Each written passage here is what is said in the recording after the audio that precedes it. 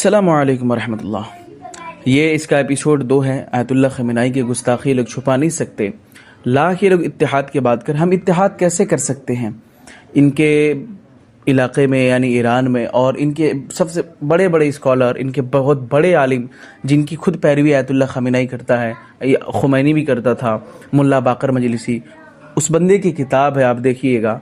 उस बंदे ने, मैं स्क्रीन पे भी 1-2 सफ़ा लगा देता हूँ, फिर वीडियो अभी आगे लगाएंगे, पहले आप देखें। इतनी बड़ी बड़ी गुस्ताखियाँ, इल्ज़ाम लगाया खलीफा सोम हज़रत उस्मान गनी पर ज़िना करने का, नाऊज़ु बिल्लाह। और यही नहीं, इतनी गुस्ताखी बंदा कर चुका है हयातुल कुलूब में और हुकूमतुल इस्लामिया में, सब स्क्रीन पे मैं लगाया हूँ।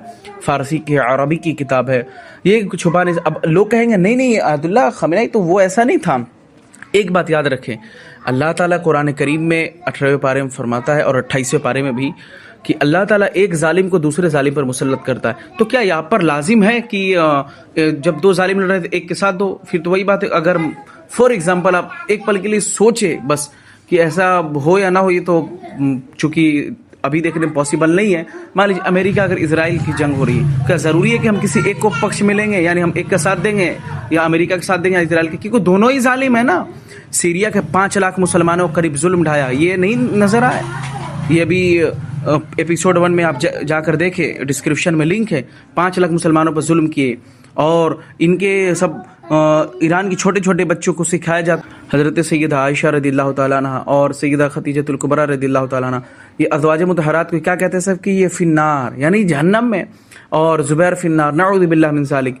क्या ये सारी चीज़ें नजर नहीं आ रही? अब आप बताओ यहाँ पर अकीदा बनता कैसे है? आप खुद बताओ, सोचो अकीदा बनता कैसे है? लाख गाली दो कमेंट में आके, तुम कहो कि ये एजेंट है, कुछ भी कहो, हमें मालूम है गाली इसमें बहुत पड़ती है, हमें कोई फ़र्क नहीं पड़ता, क्योंकि हमारा अगर किसी से इख्तलाफ है, हमारे घर की बुनियाद नहीं है, बल्कि अल्लाह और उसके रसूल के ज़ात के लिए हमारा इख्तलाफ है किसी से, हमारा अक़ीदे की बुनियाद पर इख्तलाफ है, ये कहते। और यही नहीं, बल्कि ये तो इनके बहुत बड़ा इसका स्कॉलर है, ये एक नल्ला यारी है, शियों का बहुत बड़ा स्कॉलर है, और शब्बीर वारसी और दूसरे हैं। ये सब के सब खुलेआम कहते हैं कि तुम मुसलमान बनोगे, शिया बनोगे। इसके लाइव में मौजूद है, आप जाके देखें यूट्यूब पर, कभी वक्त मिले चैट जीपीटी से और गूगल से, तो आप जाकर देखो।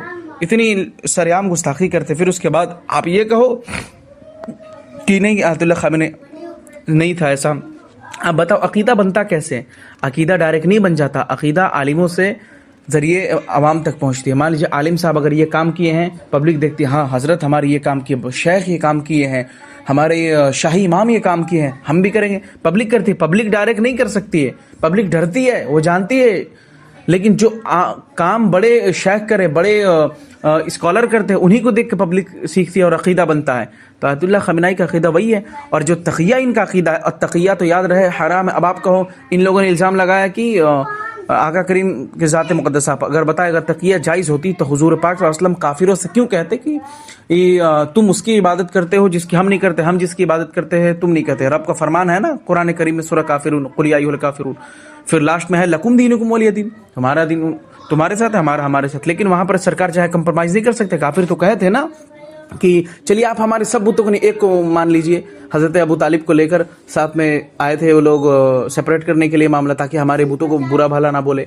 तो वो तक़िया अगर रहता अगर इनके मुताबिक शियों के, तो वहाँ पर तो ज़ाहिरी अक़ीदा कुछ और था। लेकिन सरकार ने अलल ऐलान उन लोगों का रद्द फरमाया और साफ फरमाया। लेकिन इनका तक़िया अक़ीदा क्या है? तक़िया जिसको कहते हैं ये लोग, पहली बात कि नाजायज़ व हराम है। ज़ाहिरी अक़ीदा कुछ और होता है, पब्लिक के सामने अल्लाह अल्लाह अल्लाह अल्लाह या अली। और ये लोग तो मानते ही कि मौला अली पहले खलीफा है, कि तमाम अंबिया के बाद सबसे अफजल मानते हैं सब ये लोग मौला अली की ज़ात को। चूँकि ये गलत नहीं है, आप बताएं क्या अंबिया किराम की ज़ात को सहाबी की ज़ात पहुँच सकती है? नहीं। जब एक वक्त का गौस एक सहाबी के मर्तबे को नहीं पहुंच सकता, तो वक्त का बहुत बड़ा सहाबी या कोई भी हो, या सैयदना अबू बकर सिद्दीक की ज़ात को अगर ले ले, तो वो भी एक नबी के मर्तबे को नहीं पहुंच सकते, क्योंकि सबका अलग अलग लेवल है, मर्तबा है। पहले आप एक वीडियो देखें, फिर उसके बाद ये हमारे अजीज़ दोस्त अर्श नवाज़ की तरफ से हर रोज़ एक एपिसोड अपलोड होगा।